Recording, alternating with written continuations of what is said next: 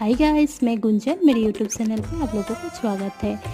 आज मैं बनाऊंगी लिवर फ्राई। ये देखिए, मैंने यहाँ पे गरम मसाला यूज़ किया जैसे कि लौंग, दालचीनी, इलायची और साथ में धनिया और कुटी हुई प्याज, हरी मिर्च दोनों अच्छी तरह से फ्राई करने के बाद मैंने लिवर और साथ में 2-3 पीस चिकन भी था, इनको अच्छी तरह से फ्राई करूँगी। जब तक चिकन ऑयल ना छोड़े तब तक अच्छी तरह से मैं फ्राई कर लूँगी। और अगर आप लोगों को मेरा वीडियो देख के अच्छा लगा तो प्लीज़ लाइक, कमेंट, शेयर ज़रूर कीजिएगा। और यहाँ पे मैं स्वाद अनुसार नमक दूँगी। उसके बाद मैं यहाँ पे यूज़ करूँ जिंजर गार्लिक पेस्ट, क्योंकि मैं दूसरा कोई मसाला यूज़ नहीं करूँगी। और ये देखिए, जिंजर गार्लिक पेस्ट देने के बाद भी मैं अच्छी तरह से फ्राई कर लूँगी। फ्राई होने के बाद ये कश्मीरी रेड चिली और साथ में हल्दी देके दोबारा से मैं फ्राई कर लूँगी। ये हो गया रेडी खाने के लिए।